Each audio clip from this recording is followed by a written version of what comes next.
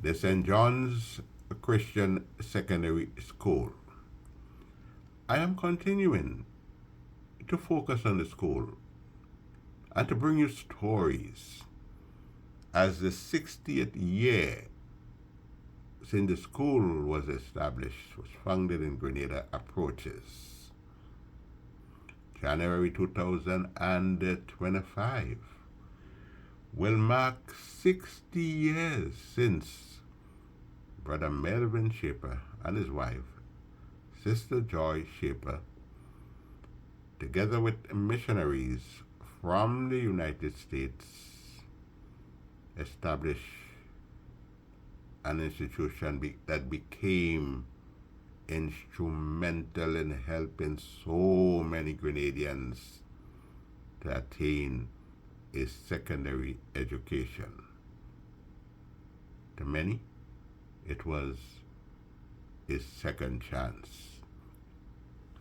We sat on the hard rock benches, so hard we sometimes had to put the pressure on one peg of bam bam at a time. We were away from it all, away from the hustle, away from the bustle. We were nicely tucked away in a remote spot at Brothers Estate St. John, which was the past aboard of a cocoa bucan and the famous Revolution Hall, going all the way back to Julien FEDON'S time in the 18th century. For it was at Revolution Hall some of FEDON'S troops, together with British troops, were housed at different times, of course.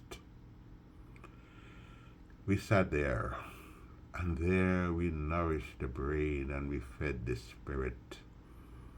Friendships blossomed, and like a silk cotton tree grew powerful roots. Then branches spread to New York, to London, to Toronto, and diverse places. We built a lodge-like relationship. But more than that, we became a family, a special Grenadian family, grounded on good principles. The school had a rugged start, and there are those who can tell you about that. Individuals like Mr. Herman Hall, a teacher who was there very early in the school's life. Those who can spell out in great detail the trials that existed when the school began. They will point out the conflicts and the roadblocks the established churches sought to put in the school's way.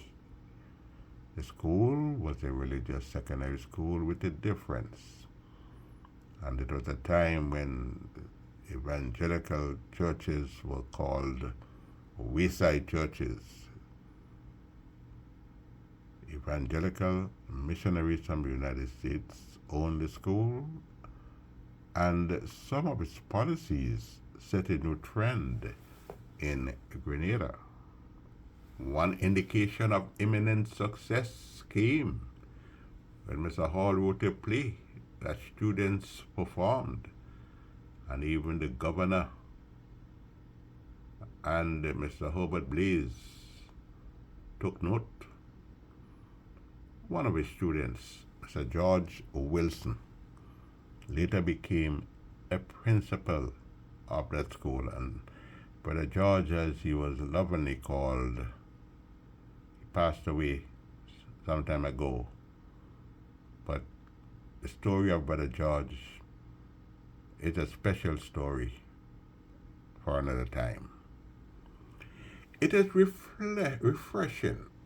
It is refreshing to reflect on the Christmas time at Shaper School, when a cantata, musical Christmas hymns and plays that the children performed echoed in the halls. The many voices rose in perfect harmony, engulfing the tranquil air with the inspiring songs. Today, many of us in various parts of the world revert to those songs for further comfort when the times get rough and when our spirits sag. We sang the songs that we articulated with revival fervor. Well, that revival spirit I once felt, and I preached some fiery sermons in the auditorium of the school. Now to the buses. The buses, the wooden, well-ventilated buses I often call it. The buses streamed from Victoria and Guave, Sotes and St. George's, with students and their parents to attend our speech night at Shaper School. Speech night for some, was a lime by Mr. Kong's shop and Miss Mailing shops. Those of us who took the bus to school, we had to be punctual. Well, students had to be disciplined. When Labor Reward or Theresa B revved up their engines and prepared for the journey, and one was still looking for his or her uniform or books, well, it was later for you. Then one had to hop a bus to the market square and hope to reach for the third or fourth period. Yes, discipline, know that word. We had to be disciplined, get up on time. I remember Masters, a gentleman called Masters, and another one called Raymond, who drove the big yellow school buses. And when they were ready to make the trip, one had to find himself or herself at the bus stop early. You know, sometimes I think of the many trips to and from the school, the many trips. And when I think of that incident, that accident, that mishap, disaster, you might want to call it, in 1991, when a big stone in Koto Mele came down and crushed a small bus, it could have been us who traveled daily to that school, but God was with us. I recall a fellow called Black Boy Thompson and Dudley controlling the steering wheels of the wooden, well-ventilated vehicles they drove with such great skill. And when the dismissal bell rang, it was another race for the bus. The reason for that? Some of the bus drivers had to rush to pick up the passengers whose daily toil in St. George's was completed by 4 p.m. You see, school was out at 3.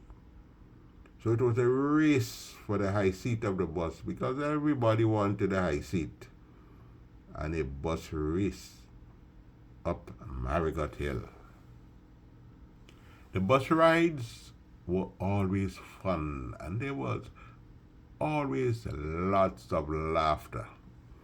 And the joy was multiplied if we closed our eyes and ignored the many steep hills and sharp corners on the way. I sometimes quiver when I reflect on the near misses, and I can only thank our Creator, our God, for the protection God afforded us throughout the years. On a few occasions, we had to turn back after passing Happy Hill and reaching the flattened area in Beauchausseur. That area, some of us will remember, was once lined with cane fields on either side. Once, I remember, rain fell bucket a drop, and it was water more than flour, just to inject some of our colloquial expressions. We had to turn around. An adventurous driver of a car tried to venture forth, not a good idea, in standing water, but his vehicle became a boat in the middle of the road. Now we have a lot to be thankful for. I've mentioned that before in a piece, but I'll repeat it. We are thankful for the Grenada Boys Secondary School, Presentation Brothers College, the Anglican High School, and the other school connection, which gave us brilliant intellectuals like Dr. Dunstan Campbell, Dr. Keith Mitchell, Dr. Kenny Lewis, Brother William Samuel from Victoria, Sister Kathleen Peters from Guave, the brother and sister Campbell team from Happy Hill. That's Dennis and Denise Campbell. Miss Griffith, Miss Yvette Griffith, Mr. Anthony Boson, Fitzroy James, Mr. Fitzroy James, Miss Alice Henry, Sister Alice Henry, Miss Bernadette George, Mr. Cheese, Lashley, Charles Lashley, rest in peace, and Mr. Peter Thomas, among others, too many to mention, and all those who came in the 1980s and 1990s and the years after, worthy of our mention. And I must not fail to mention our beloved teacher, Algernon, Brother Algernon Antwine, the father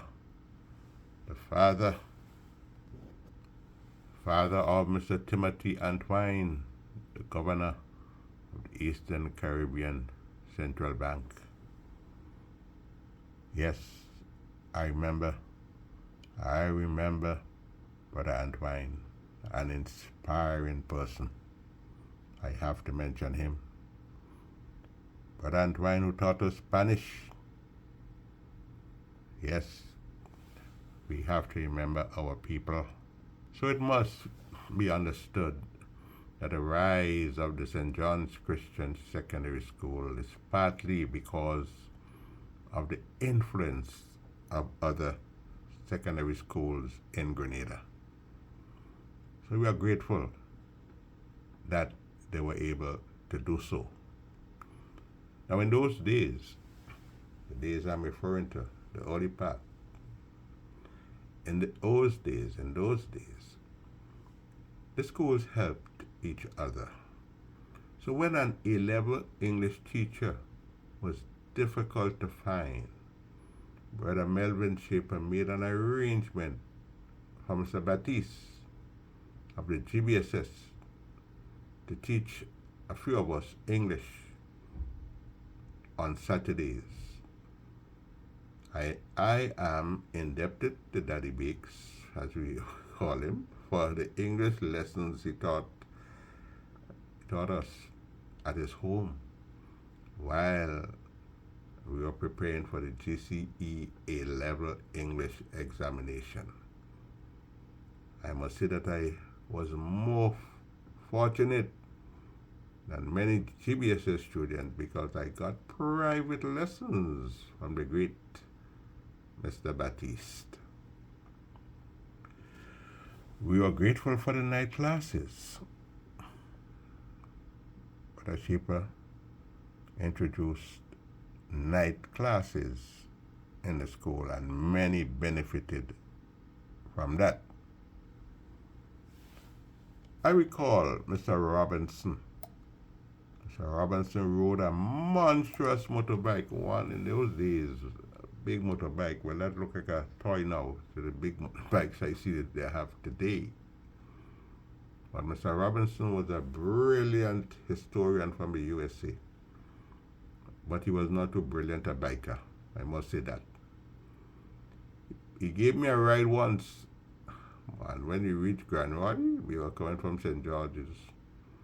When he reached Grenoy, he started looking back to talk to me.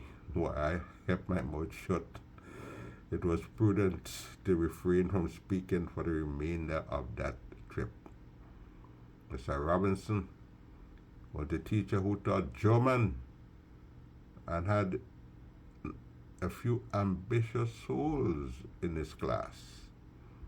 Mr. Jackie Miller from Belmont, St. George, a superb artist, was later speaking German with tourists on GRENADA's beach. I think of the mechanic shop. You see, Brother Shaper had a lot of ideas. I think of the mechanic shop. Students were taught intricacies of the mechanic, automatic mechanic. And when he established the mechanic shop there with Brother Pryor teaching, and there was another individual who taught mechanic there. I can't remember his name at this point. And when he did set up the mechanic shop, people began to wonder what other ideas Brother Shaper would introduce.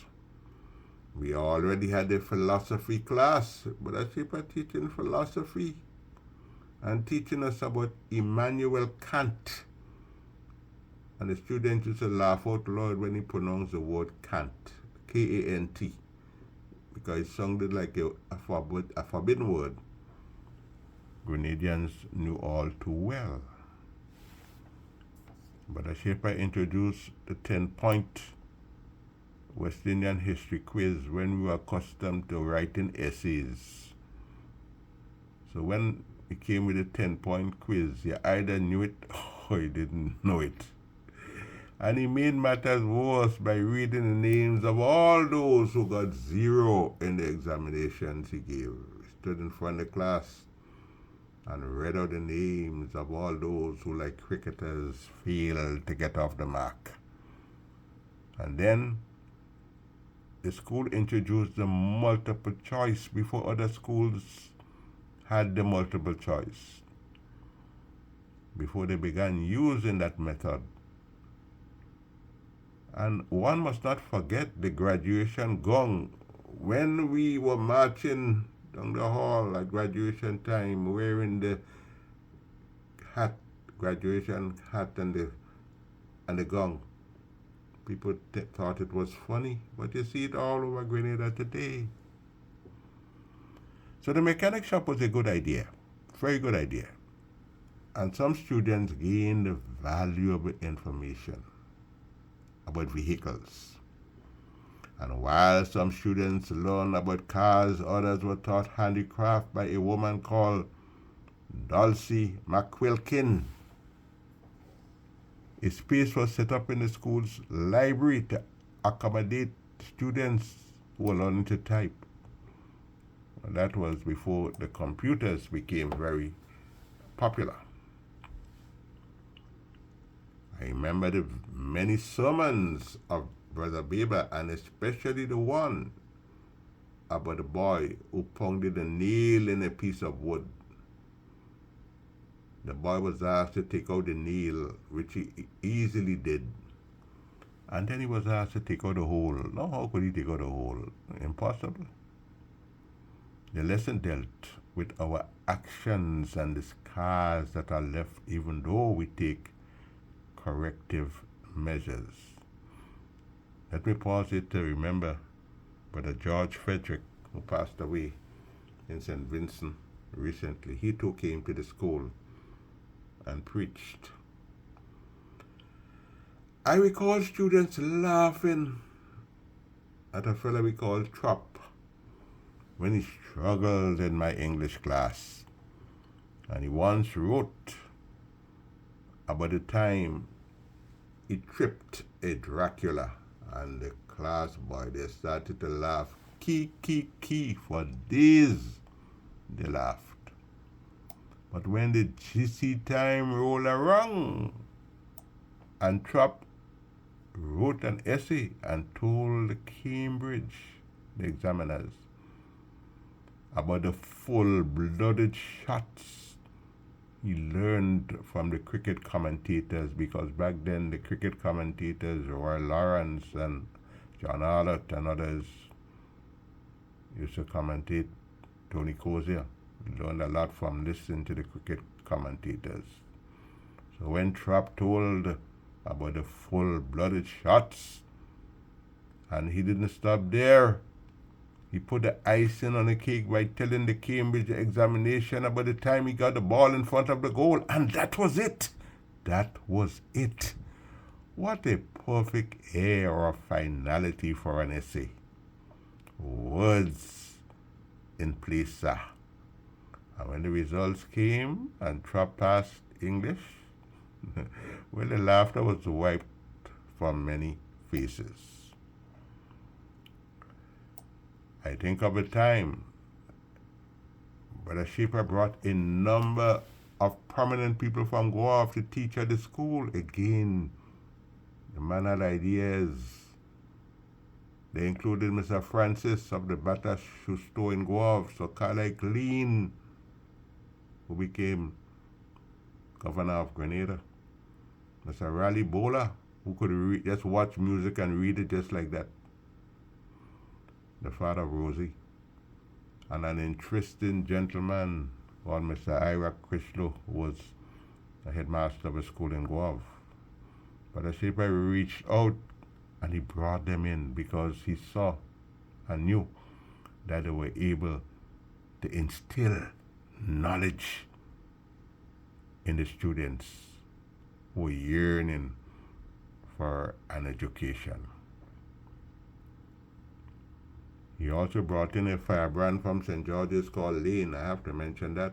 Almost set off a revolution in the school because they wanted to chase away the white people.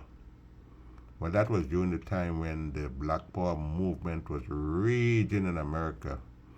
And of course, places like Grenada, Trinidad were influenced by that movement. I must not fail to mention those who excelled in sports, and I have to mention Mr. Conrad Francis, Ms. Jenny Boca, great middle distance runners who left people gasping in amazement at the intercollegiate sports meeting. And of course, many came afterwards. I'm only talking and writing about the period that I knew. Agricultural science, let me mention this, a new discipline introduced by Dr. Dunstan Campbell. He introduced it as a new discipline, and Dr. Dunstan Campbell, a man of numerous talents, and he showed many how to plant bananas and cocoa deep in Brothers Estate. What about Dr. Kenny Lewis? Such humble a man, noted for many a good deed, but still a humble man. Built up the chemistry lab all by himself, and he showed immense dedication after remaining after school to aid students who were struggling in chemistry and sought his assistance. He too was a pillar of the school and must be recognized as the 60th anniversary approaches. I cannot forget the time Mr. Hudson McPhail became an economics and commerce teacher, later principal at the St. John's Christian Secondary School, after he spent years in England. Yes, we have to recognize our people. I remember Mayfair, the driver, who transported the students from Victoria, and I had all the young people laughing with tales of his real and imagined exploits. And yes, I remember that time we sat in St. Rose Convent to do a GC O-level health science examination. The exam was given and everybody was shocked. Nothing that we prepared for was on that test. Students sat with long, sad faces, already resigned to the ultimate failure. Then suddenly, the tension was broken. A fellow, I would not call his name, but he let go a thunderous one. Immediately, pen set to work. That jolted everyone to life and ignited our intellect. Father Evelyn, the test monitor, said, "Oh, that boy eats well." That was the same student, same individual, who ran Sister Buck from her biology class when he changed the composition of the air with an odor similar to that of sulfur dioxide. There is so much to reflect on. Past students are urged to attend the 60th anniversary events planned. I think the dates are between the 12th and 19th of January 2025 in Grenada. Anthony Wendell de Riggs. Much more to say, much more interesting information to share with you. God bless. And God bless St. John's Christian Secondary School.